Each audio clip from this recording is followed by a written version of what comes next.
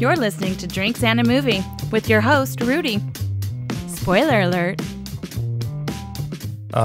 Before we start recording, I was just thinking, what if we changed the podcast name to Fuck? Sorry. I should get my friend to re-record. You're listening to the Fuck podcast. Sorry, okay, couldn't help myself. Ooh, that smells good.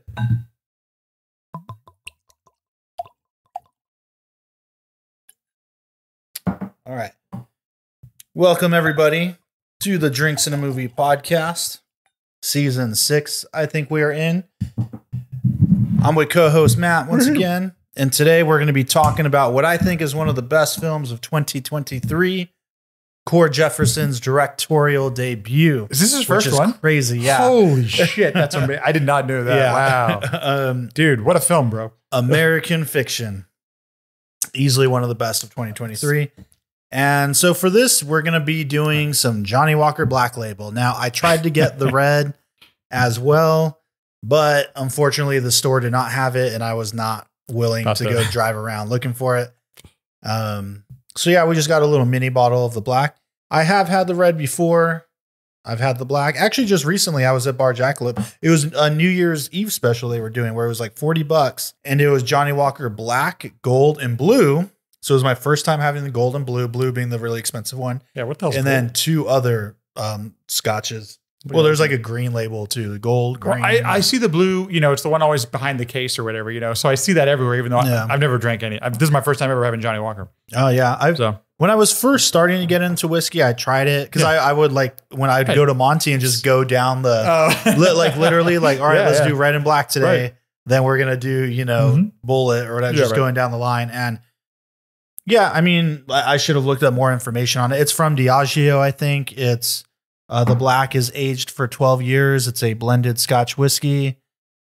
And I'd love to see if anybody has ever kept a tally of how many times Johnny Walker is referenced in a movie or television show. Because I can think of a half a dozen times right away movies and shows I've liked where it's Johnny Walker Blue or Johnny Walker whatever. Or just in there. It's always in the bar cart of the person. And definitely got, you got to give it to their branding folks. It's got a recognizable bottle for sure. So yeah, I mean, sometimes that's all you need. Right. Let me see if I'm gonna look up distiller and see if there's any extra little any extra things. Goody notes. So created in 1820 under the name Old Special Highland Whiskey, Johnny Walker Black was so named in 1909 as their customers had started to order their bottles by the label's color. Comprised of a blend of over 3 dozen distilleries. Wow. Oh, geez. The malts in the whiskey are largely comprised of peated distilleries such as Talisker and Lagavulin, but also the unsung hero, Cardew. All the whiskeys included in the blend are aged a minimum of 12 years. For just the black or for any of them? For the black. I think they're all different. I don't think the red is that old, old, but I can be wrong. 80 proof. Good Lord. Damn, Johnny Walker Red only has 2.24 stars. That's wild. It's kind of thing that we're chuckling about 80 proof. How funny. Yeah. Okay. Well, here we go. All right. For those that have not seen the film, this is referenced in the film. Hence the. I hope you've seen the film. Yeah. I guess if you're watching this, what am I talking about? And if you haven't, you should. I think it's nominated for Best Picture, which is good. Which is great because, I strongly believe it's one of the best films of 2023. We're recording this in February, and at least in Southern California, I don't know if it's this way around the country, but a lot of the Oscar films end up in a theater somewhere. So usually you can go see a lot of them. My parents are actually, which they're not the biggest cinemaphiles or anything, but they're actually going to see all of the Oscar nominees in a theater. Nice. And I'm like, oh, hell yeah. And my parents are old and, COVID and all that kind of stuff scares, but I'm like, good for them for going out to support. We need it. It's the only way we're going to keep film around in the theaters. Oh, yeah. Anyway, shout out to my folks. Man, so I definitely get like a fruit vibe. I don't even that's exactly that's not just because of what we just drank, right? I'm sure that's part of it. Okay. I feel like some of the single malts get like, that way? I always get like a pear note. I don't even know if it's pear now, but it's something like that. Like it's definitely something in there. Pear, apple-y, pineapple-y. I don't know. Yeah, I was almost going to say pineapple, man, but it's just a hint. Okay, I'm going for it. Yeah, here we go. Okay, once again, coming at this from a guy who just does not drink a lot of this kind of stuff. It was a little bit surprised by how light it is. So 80 proof. There's that 80 proof. It's been a minute since I've had something like that. So yeah, I guess it does not help coming off that mezcal. Right. Too. That's it. That like there's a lot of flavor. Pretty strong and rich mezcal. Yeah, very light. I mean, I see why there's people that are into Sure. this, you know, like it's not my bag. I've tried it a few times and but I'm just not a Scotch person, you know. And if you're not into something that's 100 proof or something that has more burn in it, this is actually, I can understand. This almost feels like drinking a light beer to me, you know, where it's like, it's not offensive or anything like that. Yeah. It's just, it goes down pretty easy. I don't know. Sorry, Johnny Walker, if I'm relating your beverage to a light beer, but it goes down pretty easy, actually, honestly. It's easy. Yeah. Super easy. Dude, I don't know anything about Scotch. Do you mix Scotch and other drinks, or is it like rocks and that's, you know, it's about it? Like, how do you drink? I mean, you can. There's different Scotch cocktails. Okay, there are cocktails for Scotch. Like the highball. Oh, you know, highball, like Scotch, like just Scotch and soda. And highball. So people put like Coke in this and stuff? You say Scotch and soda, like just soda water, like a highball, like soda water, okay. Like Scotch and soda water. Got it. Okay. There's just the I'm forgetting the cocktails right now, but there's there are some cocktails too. Got it. But yeah, I feel like most people Scotch is like your only drink it neat or on the rocks. That's water, what. Yeah. So like, I've gotten so used to doing that, I almost forget what else is out there. And so, if I ever go to a restaurant, I'm like, oh, look at all these things you can mix these things with. So tasty. It's not bad. I just want to finish this. Yeah. You're pushing through. He's plowing through. I mean, it's better than the J&B, but I was going to say that this actually, that was exactly, you literally read my mind. I was like, this has a little bit more flavor than that. Yeah. Because that was the other one that was basically light. It was like a flat Miller Lite. Literally, dude. I was like, there's not much difference than that in the Miller Lite. Miller Lite without the bubbly, the carbonation. Yeah, the hops or whatever that is. The hops, yeah. So, yeah, I mean, this is going to be a bit of a... If you want to explore Scotch, this is probably, I'd say, a decent place to start. That's not going to destroy your And you can get bank. it. That's the thing, you know? Yeah, you can get it anywhere. Like, because, you know, people, Scotches. And I'm like, well, if you want to try them for the first time, like, sure, try red. Then, like, when I first tried them, I had them back to back. I'm like, all right, I see these everywhere. Yeah. Movies, every bar has them. When I was first learning what I like, all right, let's try red and black. The black was clearly the better one, even at that time. Which, man, now I do wish we had the red to compare it to. I'd be curious what that difference is at this point. Sorry, I don't have any in the house to compare against. But yeah, the red black, then you can do, you know, your Glenlivet 12, your Macallan 12, move up, you know, whatever you want. I've had Glenlivet before, and I remember thinking it wasn't that bad, actually. Just once again, just not my cup of tea. Yeah, they're fine. It's just not for me. I just don't like that flavor profile. That's all it comes down to. I just don't like it. Yeah. It's not anything negative again. It's just it's not our cup of tea. Some people hate rye, you know, whatever. So a lot of people hate mezcal. My wife can't even, when we went to freaking Sagamore, even just sniffing this shit, she was like, oh my God, I'm going to vomit, you know? So like, I get it, you know? Yeah. All right, I'm going to knock this back, and then I'll talk about our bonus bottles that we're going to do. I'm stoked. Now. I was not expecting that, by the way. I didn't think you were. Yeah. So I was like, I really want to drink this. So I'm pushing through, man. I'm just going for it. All right. Yeah, let's cleanse the palate a bit with the water. All right, so bonus bottles here. On the last episode we did, Boulevard Nights, we had a Louie's Liquor store pick, the Salvador's Mezcal. Great. I've got another store pick from them. This is just good old-fashioned Buffalo Trace, but a Louie's Liquor's Barrel Select. Now, I'm not a big Buffalo Trace fan like everybody else. It's like ranked third in my favorite distilleries, or maybe not even third. I don't know. I don't even care anymore. How do you rank this stuff? Yeah, right? Stuff you like or you don't like. But you know, I am interested when certain store picks come around. And again, like I mentioned earlier, I like to support local stores as well. So Louie's is close to me. It's in Azusa, California. And I thought it'd be interesting because I remember there was one time where Chris and I tried a regular bottle of Buffalo Trace, and then we tried a store pick of it. I think it might be this very one I'm pouring right now, which is from Circus. Sorry, I spilled a little bit. My bad. Oh, which is from Circus Liquor in North Hollywood, and I do like Circus Liquor, but I remember us drinking it and we were like, "This doesn't taste that different. It tastes the same." So I thought it'd be neat to let's try the older single barrel select from Circus Liquor side by side with the single barrel select from Louie's Liquor and see, is it just Buffalo Trace? You know what I mean? Is it just the same shit, or are we going to get completely except for the damn sticker? Yeah, well, because it is like it's Buffalo Trace. It's just single barrel. Gotcha. Okay, I gotcha. And so Buffalo Trace, they don't make like a special. Because I see why you're saying that, because some You know, their At least single give you barrel, s- their yeah. single barrel label will be different. Right. Yeah, they just do the stickers. Okay, gotcha. Same with like the Wellers and the Eagle Rares. Got it, Same okay. bottle, just Cool. sticker. But yeah, and it's kind of too bad because you don't get any extra info on it. You know, like Right. barrel number 46. Yeah, Okay, yeah. that doesn't mean anything to me. So we don't know anything about warehouses and aging. So there's and all no that. difference in aging or anything. It's literally just the barrel itself. Yeah. Okay. Yeah. And I believe regular Buffalo Trace is in that, that's 6 to 8 year range, maybe like your standard Buffalo Trace. Let me see if I can find that info. I don't drink it that much. I did have, like I said, like for some reason, like 3 or 4 fucking other bottles of this, but none of them were open. And I already That you had a knew lot you of had, stuff. right? So I was like, I probably should have brought one. You hadn't lost track of it at all. It wasn't. Yeah. You don't happen to have a Buffalo Trace here, do you? No, I've got Eagle Rare, but that's not Buffalo Trace, is it? Yeah. It is. Okay. It's a 10-year-old Buffalo Trace. I've got, that's right. That's what it is. Yeah. 90. It used to not be. Yeah. At some point, that's right. I remember reading about this. Eagle Rare used to be its own thing. Yeah. I was like, because I saw a bottle that was not anywhere near their bottling nowadays. My Oh, friend really? has one. Yeah. I'm like, what the hell is this? He's like, okay, this is just before Buffalo Trace bought them. Oh, You have a shit. bottle from this? Oh, Yeah, how wow. cool. Okay. Let's see. I'm comparing sniffs real quick just to. I'm getting a little different. Maybe I'm just going crazy. Okay, got that one. Yeah, similar. It's a little weird going right back to them, but Yeah, I feel like I can't get anything all of a sudden. I'm getting stuff. But it's very similar to me. I could be wrong. And looking at their colors, Yeah, I imagine they'll be pretty pretty similar.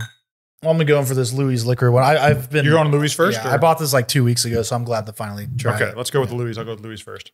There we go. Oh, I had some Eagle Rare last week, so I can tell the difference between those two. Definitely. Eagle Rare, Rudy knows. Eagle Rare is one of my favorites, so it's definitely, I try to always keep a bottle in the house. And I remember when that used to be one of my favorites, and then in like 3 blind tastings, I put it last. you put it last. Well, I know the extra that it brings to it. This doesn't have that. Yeah. I call it spicy. There's a little bit of spiciness to Eagle Rare that this doesn't have. I will say, so especially coming after the Johnny Walker yeah, Black, I was expecting this to have way more like oomph to it. And you're not And getting it that. does not. Like, I would agree with that, Clearly, it's the bourbon. Like I taste that difference, but it is still very, very light and just Completely agree. doesn't And- have it's not rich at all. It doesn't have a lot of depth, you know? And as somebody, like I said, just recently in a week, I know it's a week ago, but I know the taste of Eagle Rare pretty well. This is definitely, it's not at that profile for me. So Yeah, it's funny. Like I put a Buffalo Trace bottle ahead of Eagle Rare in one of those. oh, blends, yeah. damn.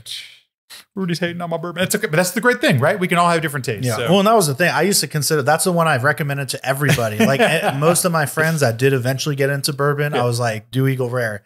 And it's like, so when I blinded it last place, and it's one that whenever if I see it for $40, like it should be, like I just buy it. Same. $35.99. I get it. So I have like a stack of them, but now I just like don't even You don't know what to do with it. Well, if you ever want to let one off your hands, I'll give you the $10 big on it. We'll make a little money on it. I've got one that's been open for a while. So when we do a bottle kill, we'll have to Count me get in. rid of it. Yeah.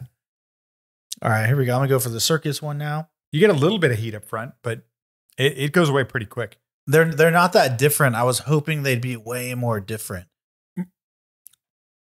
Don't let me influence you. Sorry, I should. I'm not getting the same heat that I was from. Maybe give me a sec. Maybe it's just the first taste.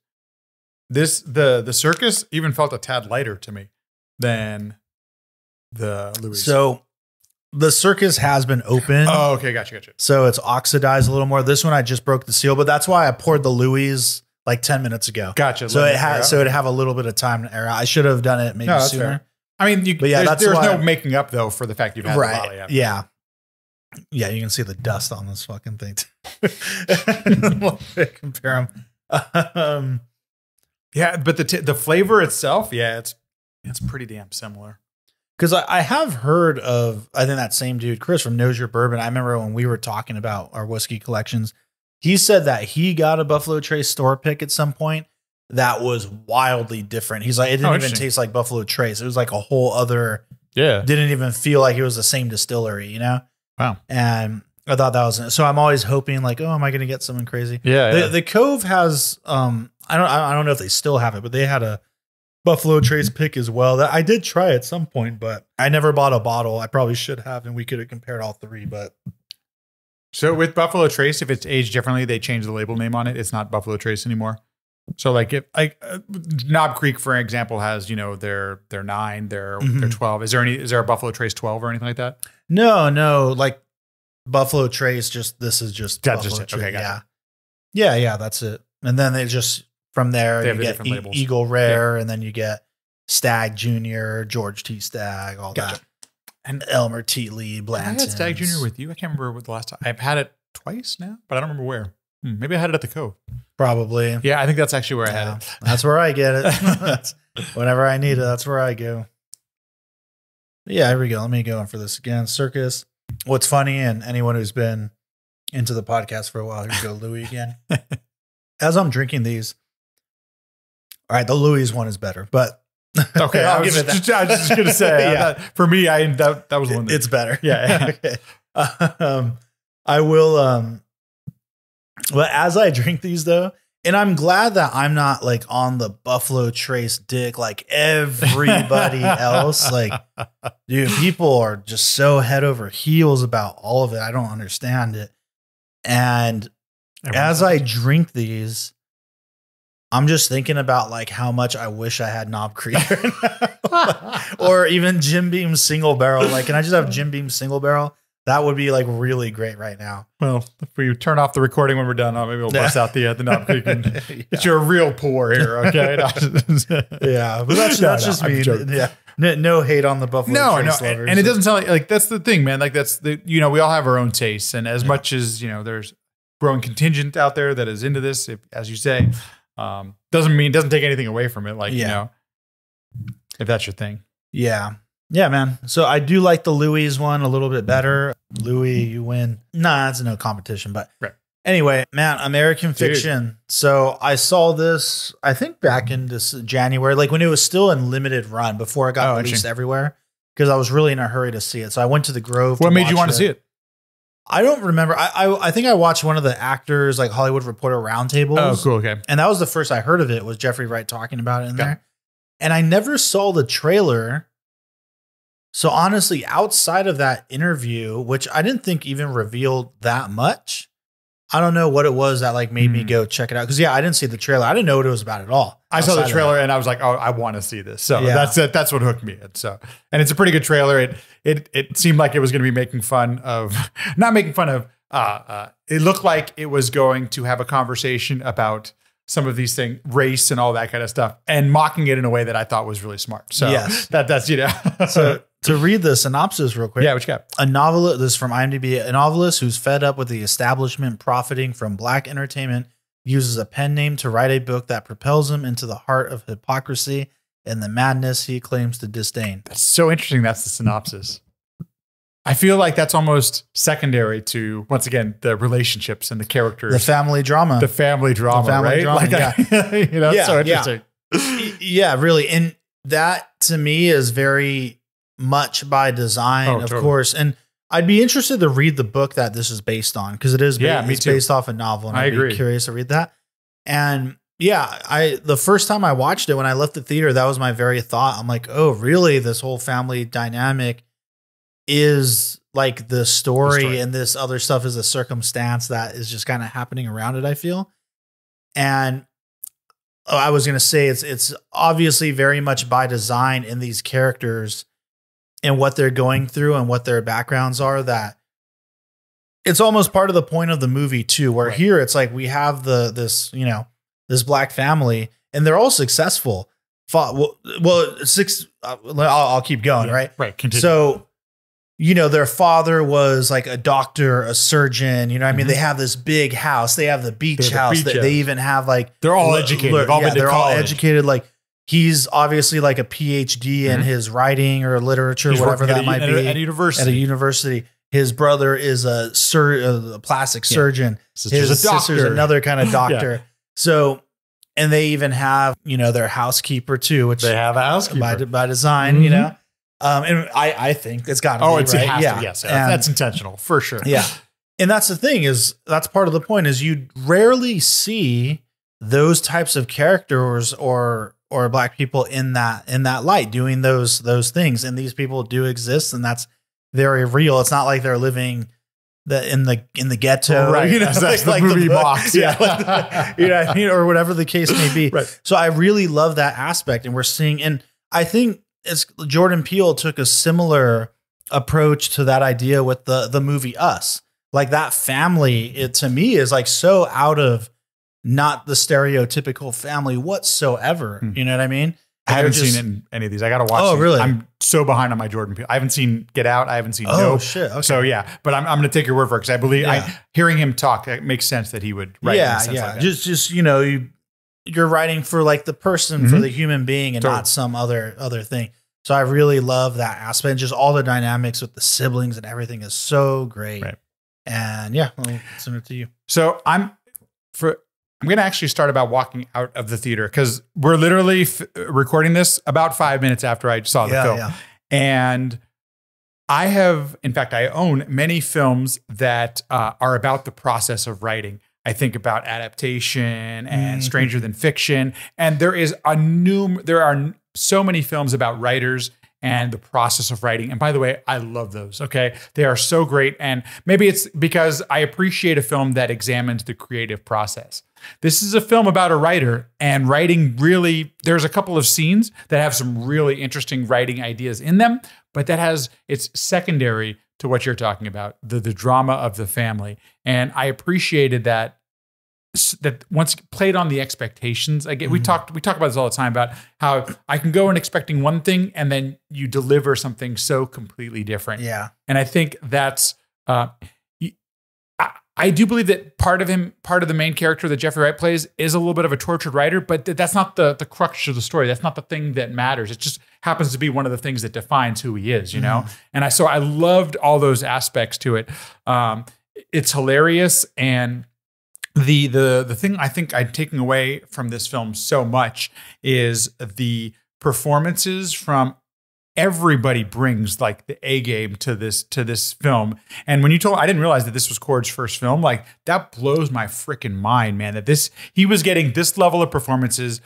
I want to talk about cinematography because I actually think it was so well blocked out and the camera movement, like he does some wonders in really almost like Steven Spielberg type ways where he resets a scene while it's still, there's no cuts, you know? Yeah. And that's so interesting that he chose to do that. Yet they're still cutting around dinner tables and stuff like this. There's just so many interesting and cool things happening in the film that all serve the purpose of, you know, what is it to be a person who's dedicated to your career? What is it to be a person who is in relationships? And what is it to struggle with a person? What is it to struggle with relationships? Because I feel like that's one of the cornerstones. And once again, we talked about it in the last, when we were talking about Boulevard Nights, this the sibling relationship. Because there is something, maybe because I relate to it because I have siblings that, you know, you can call each other on your own shit. You can sometimes not say things that you want to say. And at the end of the day, you're still siblings. And if you have a good relationship with your sibling, more often than not, you're going to keep that relationship going. I walked away with like 8,000 things from this film in just 2 hours, you know, it's just a 2-hour film. Yeah. So there's just so many layers. Totally agree with you. Can't wait to watch it again. And then I want to watch it with my wife, who I think will really enjoy the film as well. Yeah. Yeah. It's amazing the way they built those relationships, like just the dynamic with him and his sister, and they reveal a lot in their conversation, and but it's still done well. It's like almost the opposite of what I was praising in Boulevard Nights, where they accomplish a lot without saying anything. No, this is what they say. And in this they say it, but like you need it, and it still works. It feels authentic. It doesn't feel forced. It feels authentic. Yeah. Like it feels like these two, this brother and sister, would be having this conversation. Right. And again, it's propelled by the fact that like, oh, mother might be sick. We haven't seen each other in a while. So it does make sense that they would bring this stuff up. And obviously we need it as the audience to know what the hell's going on, but it's brought forward in a way that makes sense and isn't just like, oh, here's the exposition. It's not contrived. Done. Yeah, right. Yeah. It doesn't feel contrived. I mean, it is contrived because the film is making a plot point, but it doesn't feel that way at all. Yeah. And yeah, man, Sterling K. Brown is the brother of Cliff. Like, so good. And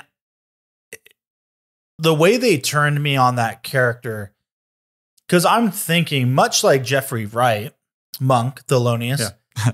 Well, they call him Monk. That's such a great they call name. him, yeah. For those of you who don't, go listen to some Thelonious Monk music. It's wonderful. But anyway, that's beside the point. But you know, I'm very much with him where I'm like, oh, his younger brother is just kind of, I'm assuming he's younger. Yeah.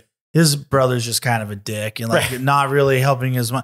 And we know they say in their first conversation, which is another great scene, like after, again, make sure you see this movie before you listen to this. Yeah. But after the sister dies, which was a crazy surprise. Oh, dude. I did not see that coming. You don't see that happening in film because they gave her agency. She was like a real person. Like, she exists. She's fully fledged. I mean, the whole thing. You know? You're thinking she's going to be like a key player in this movie. Is going to be the family, part of the family drama. Who takes care of mom, all these things, right? So, and you know, even she's going through a divorce and stuff, and they bring up, you know, their brother Cliff, and there's that great scene where the Jeffrey Wright and Sterling K. Brown, the brothers, are like talking. When was the last time we had a conversation like this? When's this? And that bringing up the thing, drinking the wine, drinking the wine, and you know, my wife left me because she caught me with a man. You know, my kids hate me. You never call. You know, so you see Jeffrey Wright kind of distances himself from everybody. So he doesn't know that this stuff has happened. This is like huge life changing shit that he doesn't know about. It tells you a lot about his character. Yeah, he really separated himself, and we get more like, man, Cliff, Sterling K. Brown, brings up this really good quote when they're talking about, you know, and the sister says this too. It's like, oh, well, you and dad, you were his favorite and you guys were close. And that's why Cliff and I bonded and you resented us and blah, blah, blah. And they immediately call each other out on their shit. And that's something only family can do, right, by the way. But anyway. Yeah. And, you know, Cliff says something similar about that. Like, oh, well, you were always his favorite, blah, blah, blah. Mm-hmm. And I like when he brings up, like, did you know they were having an affair? Because that was a conversation he had with his sister, which comes up later too. Right. And when he's like, yeah, of course. He's like, how'd you know? How does everyone know except me? And he's just like, you can just tell. And he says, Cliff says, because enemies can see each other better, or enemies always see each other better than friends. It's a great line. Which I was like, what a brilliant fucking line. And like, how true is that? Dude.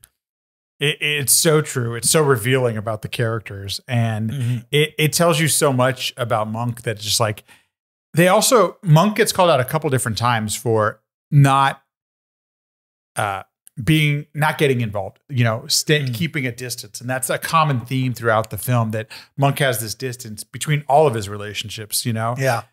And you can, because it gets revealed in the dialogue and all of the stuff, like, you know, it's because of the relationship he has with father. He loses your father, you find out he ends up blowing his brains out. Right. Like that affected him. And I'm sure that created the distance and all that kind of stuff. Yeah. Everything is there for its purpose. I want to sidetrack for 1 second. And I know you don't watch a ton of TV, but many of us know, thankfully I saw Sterling K. Brown before This Is Us, but many of us know him from this show, This Is Us, that was on NBC. Right. And he plays this character who's just has a very positive vibe, very loving character. And so for Sterling K. Brown's first scene to be, what the fuck are you looking at? You know, like the guy walking down the beach. I could not stop laughing. That was a really funny one. The having the funeral, dumping the ashes. Oh yeah, it's so this beautiful writing that they're reading and everything. He just goes to hell. He's like, are those human remains? Do you have a permit for that? Just like, stop being a fucking douche. Oh my god, like completely killing the moment. He's got to like chase him off. Man, it was so good. I know we were getting like serious and stuff, but that one just it's cracked me up. It's such a funny moment. And you know, you get the I guess I'm gonna focus on Cliff now. Please, but you know, I think even despite that stuff, like he's kind of a dick, like, oh, well, I don't have the money to help pitch in. Like, I'm just going to go. I got to go. I love when he's just drinking the vodka. Oh, like, dude, right? Like just from it. And he's like, it's 8 a.m. And he's like, I'm not driving the fucking plane or whatever. Like, but yeah, it tells you a lot about him, right? Like, and I'm going to bring this up later, but he says in this moment, because they're talking about the money situation and how they're going to have to take care of mom. Oh, yeah. And he says, you know, have you considered firing Lorraine? And Jeffrey Wright is just like, you know, kind of, nah, like she's family. She's family. She's family. And clearly it's been established like from her first moment that like, all right, she's known them since they were kids. Like she's been a part of this for their entire lives. And I think we should talk about that a little bit, because this film does so many things to play against expectations, or at least what you might conceive as an expectation, and then kind of flipping it on it. The fact that there is a housekeeper or somebody who tends to the family who's also a Black woman, I think is a super interesting choice, and is commenting a lot about, you know, hey, white people, what you think happens, you have no clue. You know, like, we don't know what it's like to be Black in this country, you know, like, and I think that was such a, just when her opening the door, I was like, and also speaking like somebody who we might have, I'll tell you, like, maybe I have an expectation that's what housekeepers are like or something. I've never had a housekeeper. I don't know. But like, the fact that it played against that expectation, I thought was a really brilliant and such an interesting choice in this film, that if you've seen the trailer, you might go into this film thinking there's going to be some discussion about race and maybe make you feel uncomfortable. But anytime it takes a complete left turn. I think that's such an interesting choice to do that, to be like, hey, you know what, white people, fuck you. And as a white person, I'm totally down. I think it's such a great way to make me think about it, you know? Matt, wait, when they first walk into the house, I didn't think she was the housekeeper. No, you think she's part of the family? I thought it was, is this the mom? Is this the mom? Yeah. Oh, shit. I do like when he's like, oh, you know, I gained a little weight. And she's like, no, you look good or whatever. And then as soon as the mom comes out, she's like, you look fat. But like, can't so many of us relate to that? Like, you know, oh, dude, my grandma on my dad's side has done that to me the last like 3 Christmases. Oh, she keeps. We go there for Christmas Eve, and she's like, yeah, you gotten big, huh? Like, she'll make some comment like that. So I'm just like, yeah, I know. Right. And you're not going to say, hey, fuck you, grandma. You're not going to say that, right? Like, so. You're not wrong. You're not wrong. I don't go to the gym anymore. Yes. I feel guilty about it. I don't tell anybody, but you're calling me out on my shit right now. So. But in a weird way, I can appreciate that. It's totally, like, that is, dude, that's a good grandma thing. I can't wait till I get old, like, to be able to say shit like that to people, you know? Anyway, that's the whole thing. But yeah, it's like, he seems, you know, Cliff, like an asshole kind of through most of it, but and how he'll like show up, but then doesn't want to pitch in, and then he'll leave again, and then all of a sudden he's just at the house, and it's kind of a mystery, and he's got a black eye and this and that, and then they're gonna do the wedding, and then now he's there, but there's like drugs on the table and these other men there. But this scene, both times, like, definitely made my eyes well up, and it's worth it to build up to that moment and give so much depth and dimension to him. And I love that it's not even just Jeffrey Wright's movie. Like, I can completely see it as it can be the Cliff character's movie as well. Like, well, and we have that really good moment where they do go to visit the mom. He's dancing with her. And then she makes that comment to him about, like, you know, I knew, you know, I'm quoting the movie, like, I always knew you weren't a queer or whatever. Right. And then he just stops and walks away. And it's really heartbreaking. And it's a really sad moment. Yeah. And, but man, the part that gets me is when they go to the beach house for the wedding, when he said, like, oh, I need to go home. I can't be with mom. But he like never left and just has these 2 guys, and like the drugs on the table, you know, he's caught by his brother. Dude's struggling. And this is when like Lorraine, you know, they're about to get married, and they come in this great moment when, you know, Jeffrey Wright's like, it's okay, I'm going to get him out of here. You need to leave or whatever. And he's like, oh, I'm sorry. You know, I don't want to impose. And you can tell that he's like, oh, I messed up. Like, this is the kind of the first moment where he's embarrassed. I screwed up. And when Lorraine tells him, like, no, like, you don't need to go anyway. Like your family. And then she hugs him, and he's just like so taken aback by it. And then he's like a little boy again when he's just like, yeah, cool, I'll go get ready. And that just crushes me, because you see, and again, really great performances. You see in there, to me, it's like, that's all he needed to hear, I think. At that moment, that's exactly what he needed. All he needed. Like, he just needed, because he already clearly has this problem with like not being accepted. And, you know, his brother, he's always butting heads with his brother. His sister, who he's close to, isn't there anymore. It's very clear he didn't have a good relationship with their father. And that Lorraine says that to him, like, exactly what he needed. And you feel it. And I feel like it definitely lifts him up when we see him later in the movie talking about his father and all that. And yeah, it's such a good moment. And the irony too, and that's why I call back to that scene earlier on when he's like, well, do you think about like, as if she doesn't even matter. Like, did you Right. think about firing Lorraine? And then Jeffrey writes like, no, she's family. Can't do it. He doesn't even hesitate. Yeah. Right. Yeah. And that the irony of like, she's the one that's like, no, you're staying here. It's okay. Your friends can be here. Like, you know, It's so great. it's a really tough thing to do, man, because like the right thing for the right person at the right time, rarely happens. Those moments that it does happen, it's a big deal. And so the fact that he actually got that, that's I think why I choked up as well. I'm right there with you on that. That, a lot of times we don't get that as humans, right? Like so often we don't know what we need at that right time. I don't think his character, knew what he needed at that time. And that was one of those things.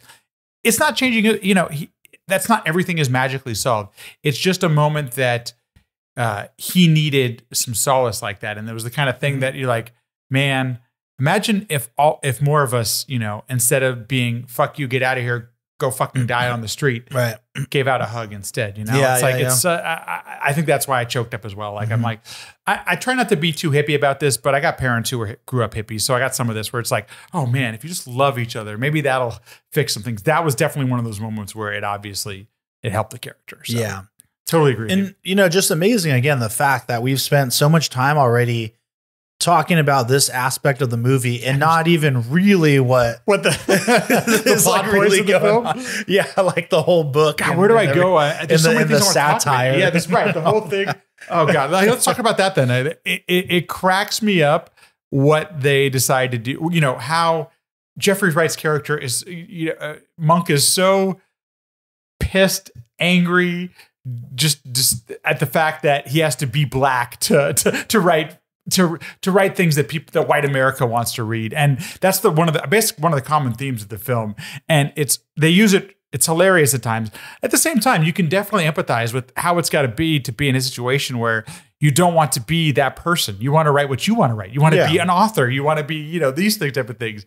And constantly, it's just in his face that he needs to be or black. He has to act as if he's some guy who's been on parole and is running for the law and all this shit. And like he said, it's like there's more to us than just that. You know what I mean? And it's like clearly he didn't grow up with any of those experiences. And I just love when he's in the hotel and there's like the TV is playing that commercial of like the Black Cinema Month or just like the slave movies and gang movies and like the cops beat up the black like Morris Chestnut getting shot and Boys in the Hood. Like, that's all. Like, I love Boys in the Hood, by the way. So anyway, it's a great one.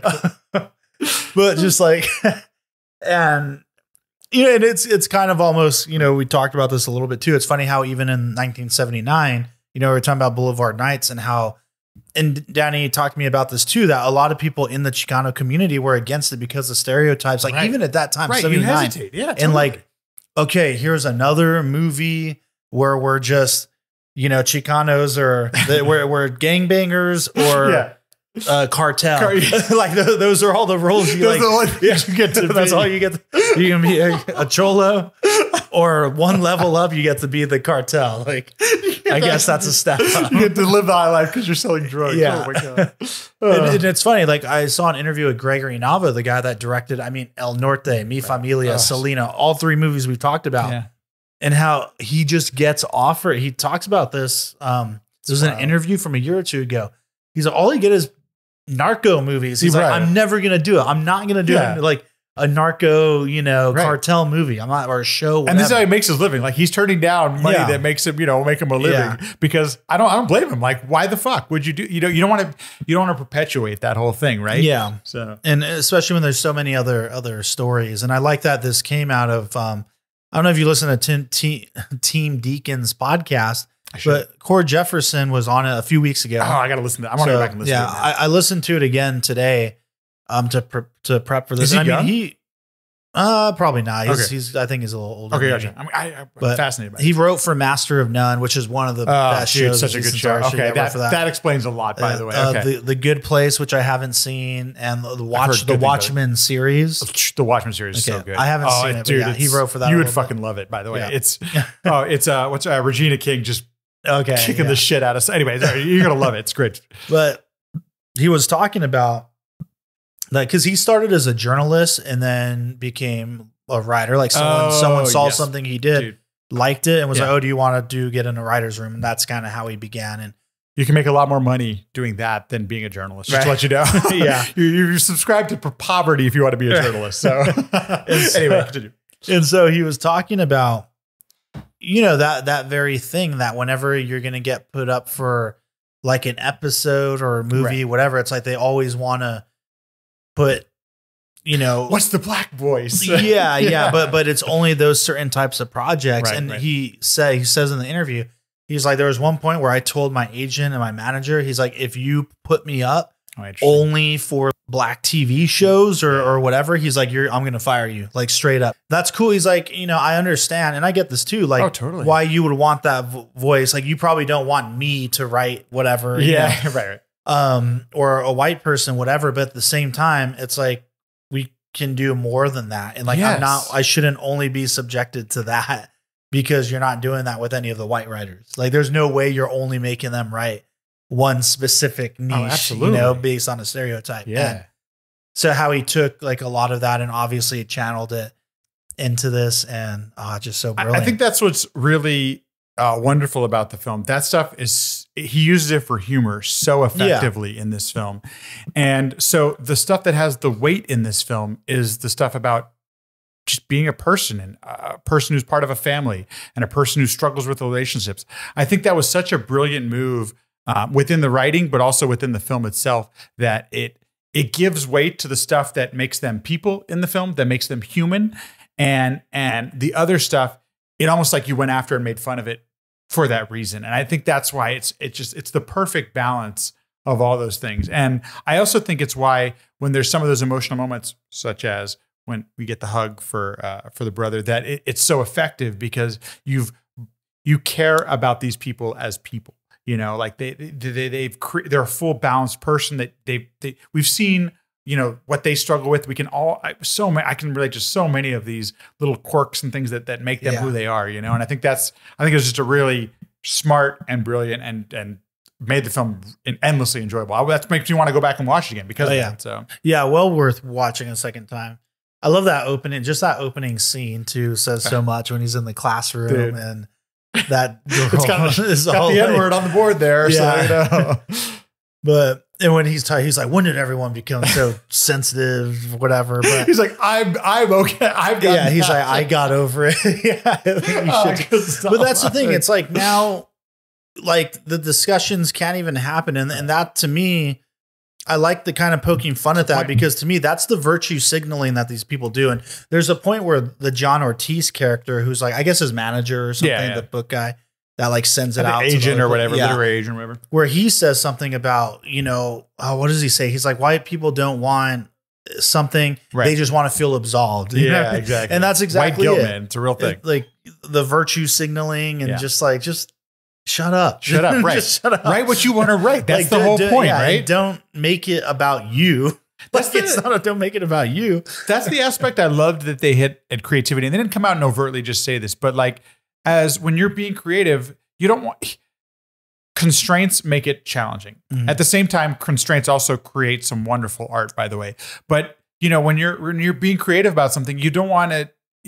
If you don't want the voice in your brain that's saying, "Oh, you have to write something specifically," it's got to be fucking annoying, right? So, I mean, you create shit, so you can. I think as a creative or anybody who's ever done anything creative could totally relate to that. Like, you just don't want to be constrained, man. Like in that sense. Yeah. So, well, it's funny too when he goes to the bookstore and all his stuff is put in the African American studies.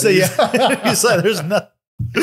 Oh my God. He's like, there's nothing, none of this has to do with African American studies. Yeah, that's such a great moment. So good. And sticking on that, I love the way that it gets confronted to him head on when he finally, who's the other author in the film? The other, Centaura Gold. Centaura Gold. Thank you. The way, Golden apparently. The way that it kind of gets, he gets pushed back on how he feels about these things. It's handled so well that you, as the audience, I was like, she's making some really good points. I think she's kind of putting him in his place at the, it's confronted in such a authentic, once again, authentic and believable way that we totally buy it as the audience. And if I'm talking about specifically where they're eating their lunch, and at the table, I'm just like, Oh, dude, good for her. She sees his shit a mile away, by the way. I think she's very intuitive. And I also love that, the film has set up that, like, how could she possibly write what it's like to be a character who has grown up impoverished? Because she's well educated. She grew up in went to nice school. I'm like, I was in the same boat he was. I'm like, how the fuck could she write characters like that? And then you find out she researched, she interviewed, she did the work, she put in the labor that it takes to get a story like this. And she's like, these are the kind of story. This is an important story to tell, And so I'm like, I'm totally on board. I was totally on her team with calling him out on how he feels about these things, because there was obviously some work he hadn't done. He had some he's bringing preconceived notions. Monk is bringing preconceived notions to the table too. I just thought it was super interesting. Well, and that's what makes the drama really great between let's if I were to really oversimplify this, like for me, he'd be the hero, she'd be the villain, right? Sure, story, which for him is kind of it. Yeah. Now, obviously, it's not literally it's not like the villain, but when you can take those two sides of it, and they get you as an audience to agree with both of them. That's what creates like the really good tension. Like when you're sitting there and you're like, oh shit, you're both right, Yeah.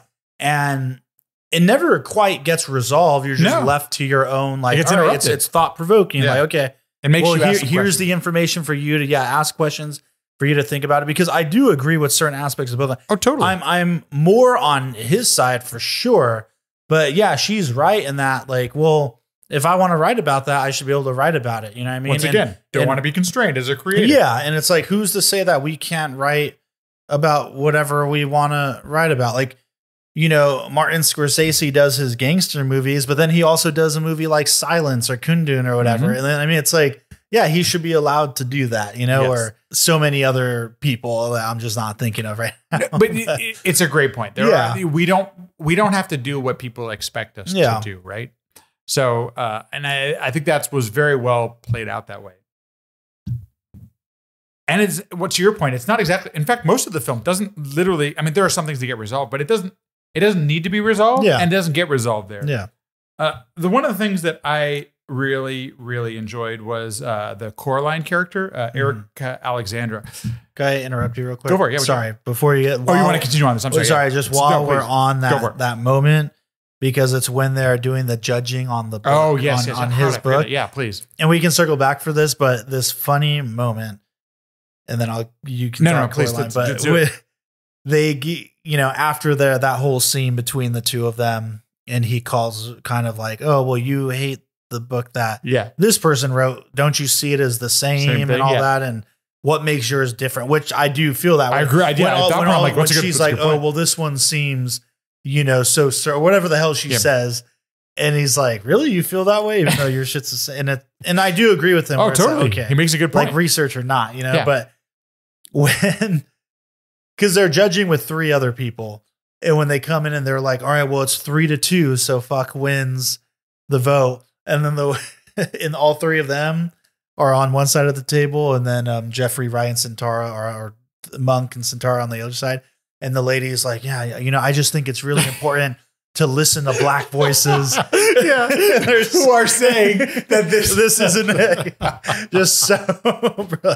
Like, dude. I didn't even like quite catch that the first time. It's so good. No, I was laughing my ass off. Really important we listen to black voices. But I actually don't want to change topic yet, because there's one thing we skipped, which I thought was just a wonderful scene, was when he's actually writing My Pathology. Oh, I love it. Dude, what a fucking scene. Like, all of a sudden, because I had mentioned in this film how it's not necessarily about the writing process, but this scene was about being creative.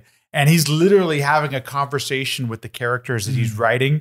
And there are some cuts, but there are some longer takes in it. Right. And the way that he decides to restage things, or set up compose a new scene within the same shot without cutting, it's so good. The performances, you use 2 wonderful actors you've seen in tons of other stuff, and I'm gonna have to check their names because I'm totally blanking it, but holy Keith David, that's the one I recognize. Everyone knows him for everything. So, but just like you understand, it's a great way of visualizing what's going on in Monk's brain. We get to see it in real time. Yeah.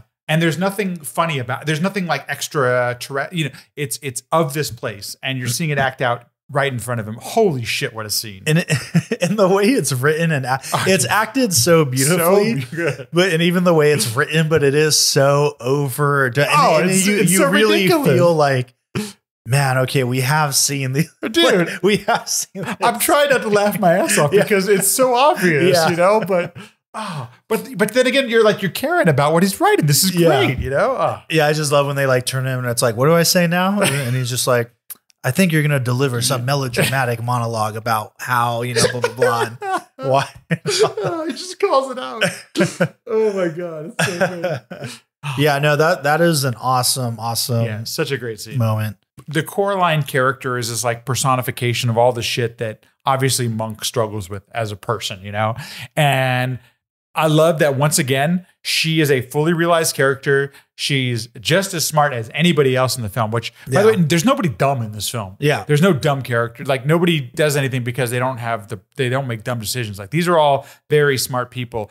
And the reason I respect that is because they have agency. They can choose to do what they want. And we see how Coraline puts up with it once, maybe twice, and then all of a sudden she's like, I don't have time to, especially when this is one of those things about getting a little bit older. I related to this film. Like, I try to have as much patience as I can. I really do. But when the clock is ticking on the rest of your life, it's tough to have a certain amount of patience for for things that you want to devote time to. And I love that she calls him on his shit eventually. I'm surprised she didn't call it on early, but we were talking earlier about the scene where, what's the brother's name? When Sterling K. Brown is Cliff is dancing with Mom, and right before Mom calls him a queer, he says, "You're not my accountant. You're not my bookkeeper. You're not my bookkeeper. You're my girlfriend, not my bookkeeper." Oh, dude, I was like, "Oh, dude, you just took a turn, man." I was like, "I'm with you on most of this stuff," and then you took a turn, but then you realize like, this is the person Monk is, and this is the shit he's struggling with. Yeah. So as much as I was like, "Fuck you," I'm like, "Oh, dude, I got empathy for you, man. Like, you can't help yourself with someone." Well, and at this moment, he's got the stress of like, now he has this double life, dude, and he has to do this thing he hates to make money. Yep. And he's got to make this money because he has to pretty much single-handedly take care of his mom. Literally. So you really feel for him. But yeah, though I feel for him, it is a really rough moment. And it's one of those things where it's just like we were talking about with Raymond and Boulevard Nights. It's like, it's hard to see that because you're like, oh, you're right. You're right there, man. You're right there. Just communicate with her. Just tell her, right? Like, she'll probably understand. She likes you. Why don't you say that? But then you realize that I love that character that he doesn't tell her because he's so embarrassed by it. Yeah. He feels shame about what he's doing. Yeah. You know, and it's a noble cause. Like, he's doing it to support his mom. He's not doing it because this is what he wants to do. And I think so many of us can relate to that. That's sort of the part where I'm like, oh, dude, what a understandable, but such a tough choice. And we like Coraline so much. She's such a likable character. Like, fuck you, why are you talking to her like that? You know, just such great dynamics in those type of scenes. And in the end, I love that it's not resolved. Yeah, dude, me too. I would, don't get me wrong, in a typical rom-com, I would have loved if, you know, oh man, I hope he tries to figure it out with her, but she doesn't respond. A smart, successful woman like that, I can imagine no way she gives that this dude the time of day for that. I hope in my brain at some point maybe they find each other, but I love that it's left unresolved like that. And the brilliance of the ending where they kind of give you all of them. Like, so if you do want him going to the porch and the drone shot pulling back into the moonlight, like, then you can take it, right? It's really like the rom-com ending. It's so funny. But I do love how that it'll cut back and Adam Brody's like, well, did they get back together? Like, what happens? And he's like, I don't know. The real Coraline won't return my text. Like the real life just slaps you in the face. Yeah. So, dude, I think I might have been the only person laughing in the theater because, you know, when we go to a majority of people, when they go to the theaters, they like that kind of thing where we get some satisfaction that way. But real life isn't like that, you know? Yeah, so I just felt I thought, hilarious scene.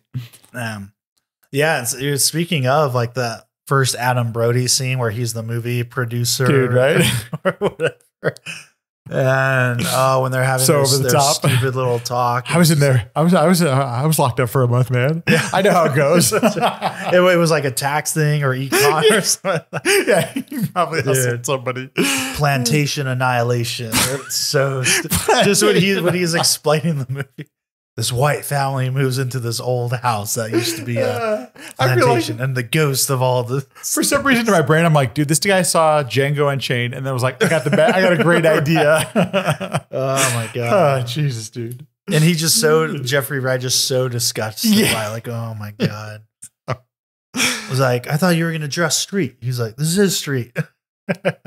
I got a little, and this is probably from having brothers, but I got a little choked up at the ending where Sterling K. Brown is there for him in the car, picking him up after the thing. Because once again, we talk about how authentic in real life this feels. I think that's, at least in my, I related because those are my experiences where like, shit happens and, your family, and sometimes it's been my friends who are the family, because I have friends who I consider family, like that, like they're the ones there for you at the end of the day. Right. And I just think that feels real. And I think it's like almost a perfect way to end a film like this, where you don't need to wrap everything up in a nice little bow. It's not like mom is great or that his relationship is going to be successful, or even that his writing career is going to be successful. I just think that's a really good way to wrap the whole thing up. Brilliant. Yeah, man. I love that Johnny Walker scene too. I thought that was a really great analogy. I was like, oh shit. Okay. Perfect analogy, right? He's like, all your books are blue, but you got to make a red to make money. Such a good way to put it. Dude, when that lady first calls them too about wanting to like buy it and how just against it and all the stupid shit she says. And then when they have that other marketing guy and they're talking about like, you're going to have it out for Juneteenth or whatever. And this, God, these people are real, Matt. Dude. These people are fucking real. I know it, man. I worked in marketing. So the actor who plays the guy who comes in, I can't remember his name, but he's been in a few movies now. I've popped up as like character actor type thing. Did a great job, by the way. But they're so like, if you've worked in marketing or if you've worked in anything like this, those people really exist. That's literally how some of this shit goes down. So funny, dude. And when he just decides to derail it by changing the title and it doesn't work. I love that. Oh, dude, it's like, Rudy, have you ever thought about changing the podcast name to fuck? Because it's so freaking brilliant that's what you decided to. And he gets even more frustrated that they agreed to it. Oh, shit. So good. Getting to the family dynamic part of it, it's strange to me how this whole thing with Lorraine and Maynard works in the movie, because I think if I was being very critical of another movie, I'd be like, why is this happening? And why are we suddenly taking a break for this? Derailing this. But somehow it completely works. And I'm just like, man, this is so cute. Like when the Maynard guy first talks to, and he's, I think, the only person who calls him by his actual name. Right. So we get that little character trait with the O. Yeah. That's right. And, but I love that. And just their little, when she sees him on the porch and you can tell, obviously there's a history. There's something going on there. And then next thing you know, they're getting married, and that's like this whole other like C story. But yeah, it's somehow it's super cute and it just completely works. It totally works. And I don't even know why. I couldn't tell you why or how. I think it does because it shows our heroes that they do care for other people. And so for whatever reason, Lorraine is one of the characters that, I mean, I shouldn't say that. Monk cares a lot about his mom and has this like almost absolute love for Lorraine as well. Probably because of the service that she has done to the family. That's my take on it. Yeah. I forgot almost to mention this. One of the things I was really impressed too with, it's not always easy to cover a certain amount of time. Like I think this film takes place over the course of about a year, maybe 6 months, something like that. Right. And this film it's seamless. It's very fluid the way that time passes in this film. And it's not an epic. It's not we have the epics the last decades and stuff like that. This one just, the time passes and things happen in their life. And I think that's one of the things I related to as well. Like, this is real life. These are the things that come up. I guess, especially as I've hit my 40s, I should probably throw that out there, that like, we have to deal with the funerals and weddings are these things that we just happen to deal with a lot as we age, And I think that's why that works in this film as well. I got to tell you, man, it kills me, but when I was in my 20s, like, I don't want to say weddings were a drag, but I'm like, okay, I'm going to another wedding. I get it. As I've gotten older, I'm like, so happy for them. You know, these two people found each other, you know, this whole thing. And I think that's the part that I related to as well. So you're right. It totally works in this film. And it almost seems like it shouldn't, right? Yeah. So yeah, no, I loved it. It's well done. Probably the acting is probably, you know, the performances are great too. They're very likable characters. Yeah. That they're written well, the whole thing. Well, I guess for now, I'll just jump to the our multiple endings. Oh, yeah, which I really loved, and I thought was another brilliant stroke of genius. Yeah. And it's like you get these 3 different endings you want. And I like how he's explaining to Adam Brody too. He's like, well, I don't want to end it with some, because it becomes kind of meta, right? Yeah, he's like just explaining the moral of the story. Oh, I was going to talk about, and I think, you know, from other conversations we've had, how I feel about some of the current DEI pushes that are, you know, diversity, equity, inclusion pushes that are going on, and how for me, I think there is a good amount of it that I don't think it's all bad, but I think there is some stuff that is disingenuous. That's just me. That's just the lens I see the world through. Yeah, totally. You know, but they kind of poke fun at that when the dude calls them for the book, and it's like, oh, he might get nominated for the award, but it's just, to judge. And that is one of the best scenes. I don't remember exactly what he says, but it's like we need a black guy on the panel. That's like what he's telling. They're making us, you know, we have to do this. And he's like, yeah, well, I guess I'm happy that you'd call me so people, you know, don't think you're racist or whatever. And, not asking him to win the award. They're not congratulating him on the award. They wanted to be on the panel, so they have a black guy on the panel. and even when they're doing the award ceremony, because in the end, it's still 3 white people and then him and Santara Gold, right? So, who get overruled, by the way, at the end, too. The 2 people voting against the black author. And when they, when the dude, they're talking about the award ceremony, and he's like, oh, yeah, and thanks to our incredibly diverse judging panel. And it's just the 2 of them. The 2 of them, yeah. And they almost looked embarrassed to be the 2 token black folk on the panel. I just love how they made fun of that whole kind of thing, and I executed it very well and in a way that I feel is very real. You know, there's one last thing, and I know we've already talked about it, but I do want to point it out that the cinematography in this film, once again, I think it's actually, we talked about the oneers and some of the staging and stuff. There's also some times where they cut to some close-ups, and it was shot in a way that when it's supposed to be intimate, we get the intimate feeling. Like, I really feel like the composition in this film is just so well done. And there are times where I don't know this, but I don't know if they had the budget that, you know, a 10, 20, $100 million film might have or whatever. And I just think that it's so efficient, but also we get all the information we need. But when it's supposed to feel intimate, it feels intimate. When we're supposed to be like at the laughing distance, we're at the laughing distance. You know, the language of film is not something easy to get. And that's why I was also surprised that you told me this is a first-time director, because he understands the language of film, and every shot was purposeful. And I was just really impressed. I almost shocked to hear you that, because that is not easy, folks. Like, he makes it look so easy in this film, and it's not easy to do. You know, like, never even made a short film. God, that blows my mind, dude. There's this scene where him and Coraline are getting a little more romantic, and we've got the close-up. It's one of the few times there's a close-up in the film. And there's another time with the mom where it's like it's supposed to be intimate, and it's intimate.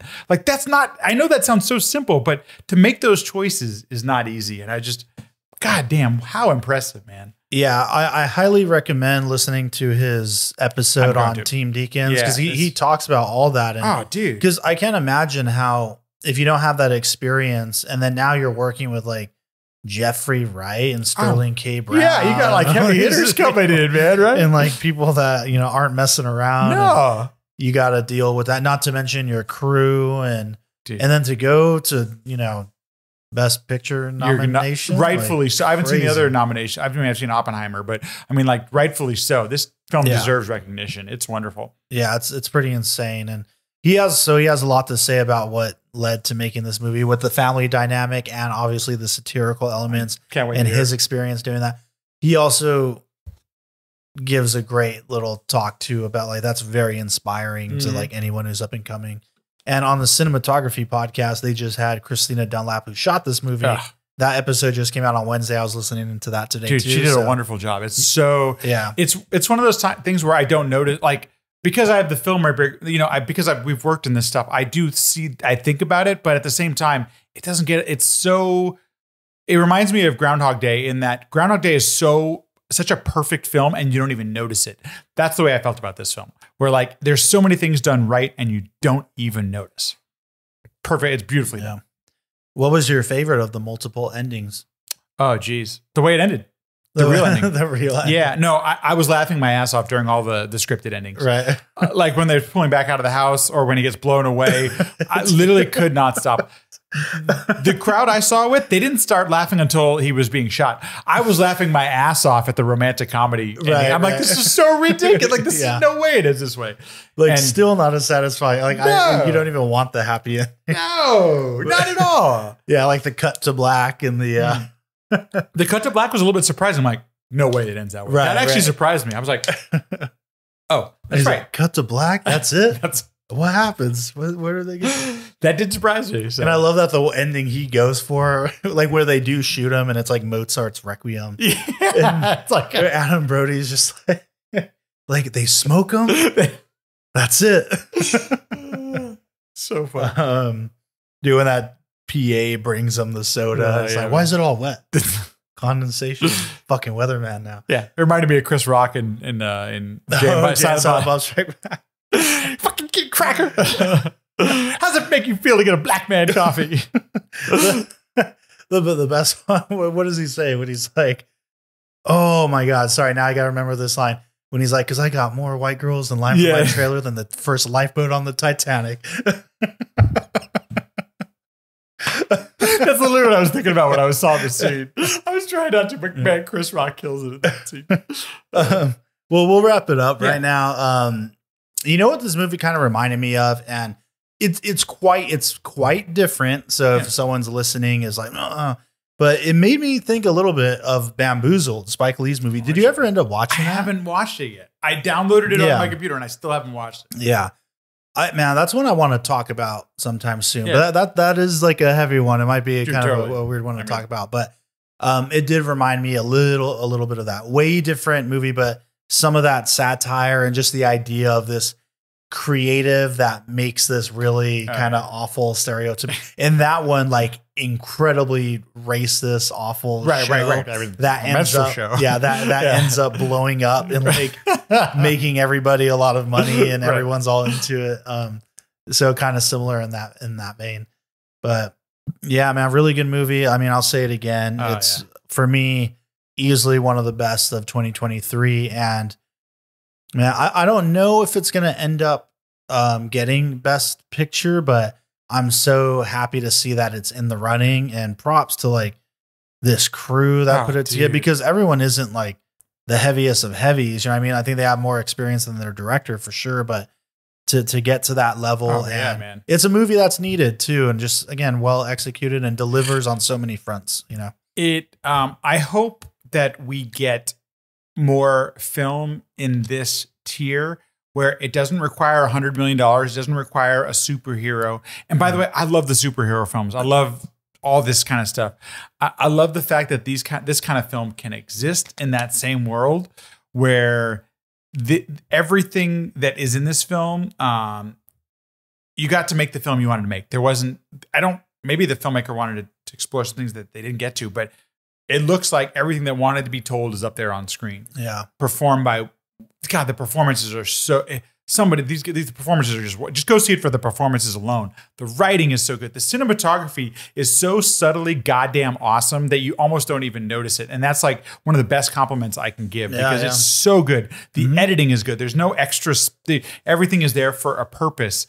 It's just got, all of the things are working to make the film so work. I hope I'm not overstating it, but this is the kind of film I want to return to and see again, because it's just, there's so many good things about it. Yeah. Now, given all the stuff we've talked about and everything it delivers on, it is a very tight movie. Dude, right? Like, I think it's just at like the 2 hour mark, maybe just under. Yeah. Yeah. So I was here 10 minutes late, so it was almost 2 hours. Yeah, man. But yeah, glad you dug it. That's American Fiction. Yeah, man. Good luck at the Oscars. And that's a wrap. Thank you for listening to the Drinks in a Movie podcast. You can now find us on Instagram at Drinks in a Movie Pod, where we'll be posting photos from all the various films that we discuss. You can also email us at drinksinamoviepod@gmail.com. Please rate, review, and subscribe, and thank you for listening.